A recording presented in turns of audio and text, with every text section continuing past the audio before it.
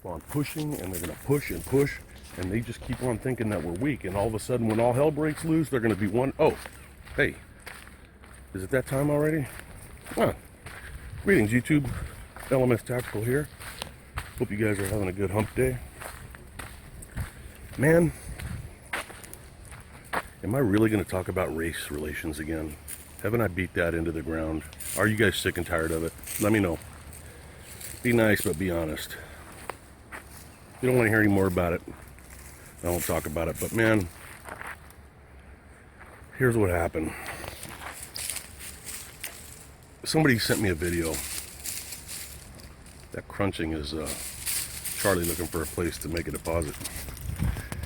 So somebody sends me this video, and I'll be honest with you, it's the first time in my life that I ever couldn't get through a whole video because of disgust. I watched less than half of it. And I'm sure you guys don't know which one I'm talking about. It's probably made the rounds. I think it was New York City. It looked like New York. It was basically, I guess, 4 or 5 black guys, real militant, fucking angry black guys, who were shouting to passersby, which were mostly white and Asian. Everything you can imagine. You fucking so-called wannabe white, or you so-called white people, you white devils, you're going to be our slaves. We're going to have you in chains. It's just a matter of time. You ignorant, fucking, stupid, ugly ass. And then some lady walking by with her little, 7-year-old son. And you and your ugly ass white kids. And I'm burping now because my acid in my stomach's starting to boil. So fucking man, I'm good. I can't even think about it. And then some Asian dude walks by and the guy's like, you fucking gook, chink motherfucker. This is like some business dude, and he's like, hey, what are you doing, man? I would never get up there and say something about your race. Nobody asked you, you goddamn gook. We're more intelligent than you. You haven't done a fucking substantial thing on the planet. My father said, yeah, we just built a giant wall that could be seen from space, arguably. Great Wall of China. But anyways, finally the Asian guy got so pissed off he literally spit in the black guy's face and then ran for his fucking life. I don't know what happened to him. He's probably dead. But I had a lot of respect for him. So I was just watching these people, these black guys. And, keeping in mind that I believe that, we're on the fringes of a fucking race war here in this country. Started by the so-called leadership of this country. Namely Obama and his group. I firmly believe that. They're turning everybody against each other, turning everybody against the cops. It's got the hallmarks of fucking the same way that Nazi Germany started. Same way. Savage was talking about that, about the federalization of the police. They're going to disarm the police. Just like Hitler did, what do they call those fucking people, man? Come on, not the Nazis, but they called them the, whatever. They basically got rid of all the cops that might still be interested in enforcing real law and replaced them with the Gestapo, that's the word. So, where was I? I'm watching this shit, man, and I had to turn it off. And then I spent a couple days thinking, what if I would have been walking by there? This is after I fantasized, like, where the hell were the fucking, all these bikers that were killing each other down in Texas? Why couldn't 12 or 15 of them been walking by? You would have seen those black guys shut their fucking mouths, no doubt about it. Big fucking cowards out there in the business district yelling all this racist shit to women and kids and fucking guys with horn-rimmed glasses on and shit. Get a couple of fucking bikers walking down the street with their colors on. These motherfuckers would have gone fucking mime really quick.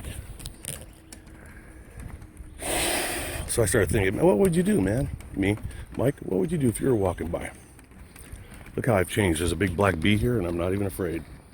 Ow! Oh, no, I'm just kidding. But,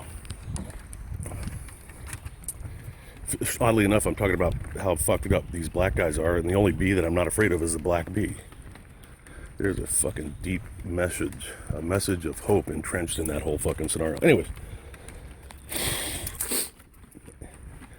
knowing everything I know about me, I would have kept on walking. Pussy, LMS is a pussy. No, man, you gotta be smarter than these fucking idiots. Now, there is a very good chance, though, that I would have, hang on a second. So I would have, there's a 50-50 chance that I would have stopped, stood right next to them, and started yelling louder than them. Some things, just trying, just because I would exercise my right to free speech, just, saying things like, hey, look at these guys, man, they're fucking, whatever, who knows, just fantasy. But not doing anything wouldn't have been through fear. It would have been just me trying to do the right thing. I mean, because if I did what I wanted to do, I'd be, waiting on death row, in that situation. But, I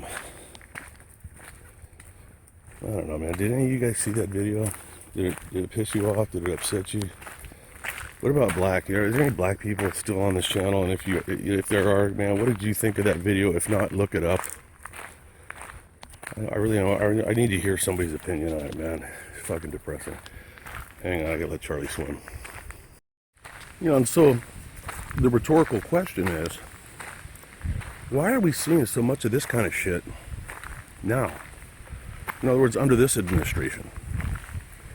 We have never experienced the type of racial division that's taken place in this country and is sanctioned by the nation's first black president. It's like Savage says, he is the president for black Americans. He's not my president. Not because I have a problem with it. He does not want to represent a cracker like me. He doesn't want to. And like Michael Savage was yelling just as I pulled in, who represents the European American? Obama, his racist fucking wife, alleged wife. There's still some pretty clear visual evidence that she might be a drag queen, and I'm not trying to be mean, I'm just saying. But this motherfucker is going to lead us to write what he wants. Look what he's doing in Iran. He is a fucking tyrannical president, what is... the Iranians just talked about nobody's going to inspect shit. We're not going to let anybody meet with our scientists. He's giving his people, because that's how he divides the world, those that are with him and those that are not. So he's giving his beloved Iranian family members an atomic fucking bomb to spark the next nuke race. Word is on the street that Saudi Arabia is already shopping around for a fucking ready-made nuke. When I was a little kid, man, we used to live in absolute fear of a nuclear blast killing us. That fear went completely away because we had some decent leadership. Even our shitty leadership was nowhere near as fucked up. Having bad presidents is one thing. Having a tyrannical fucker in the White House is something altogether different. He's going to be responsible for the nuclear blast that's going to happen here, there, or everywhere. But long before that, there will be rioting in the streets based on race. He wants blacks to hate the police. He wants liberal whites to march with the blacks that hate the police. He wants people in the street shouting, "Die, honky, die." He loves it. Him and his fucking half-breed fucking whatever the fuck that troll Valerie Jarrett is. That's his fucking... every word coming out of his mouth originated in her fucking cavernous aperture, a.k.a. head. Some fucked up times we're living in, man. Oh, what's wrong, man? You scared? You scared? You scared you're gonna get killed? You're gonna get killed by the brothers? Is that what it is? No. That's the beauty of the whole thing. I don't have a fucking pubic hair of fear in me, and neither does anybody that I associate with. We are sad because of what could have been. This fucking cocksucker in the White House had an opportunity, him and his wife, to be the most unifying, most awesome, beautiful, presidency in the history of mankind. He could have bridged the gap. He could have given a forgiveness. He could have been the president for all of us, all black, white, Asian, Hispanic. And he could have said, on behalf of the greats like Martin Luther King, I am offering my sincere forgiveness of the ancient white people who had slaves. He should forgive America. Oh, you just want to forget it. Yeah, no, I don't want to forget it, but I don't want to dwell on it. And all these fucking racist blacks that talk about what's owed them and how fucked up they are and all this manufactured bullshit called white privilege. They go to church and all they talk about is forgiveness and turning the other cheek. They're all fake fucking Christians, man. None of them is religious. The same blacks that are fucking shouting, Hallelujah, Hallelujah, I got the power of the Holy Spirit flowing out of my jowls. Those same fucking people can't stop talking shit about the cracker, the fucking white cops, the conspiracies against them. Fucking hypocrites.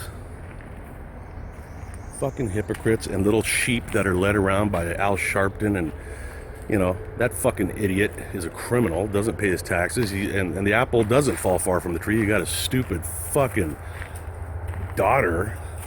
Oh, I sprained my ankle. I'm going to sue for $5 million because that's fair. That'll be my fair share, to use Obama's terms. $5 million bucks? And a couple months later, as she says she's lost all, you know, she doesn't have permanent or regular normal use of her ankle. She's fucking climbing the hem of fucking Leia's or whatever the hell she was. I mean, no shame.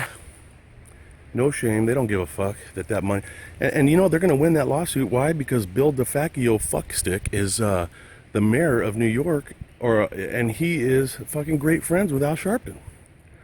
It's like, hey man, why don't you have your daughter fucking file a sprained ankle lawsuit and I'll fucking make sure you get your $5 million and you give me 2 of that 5.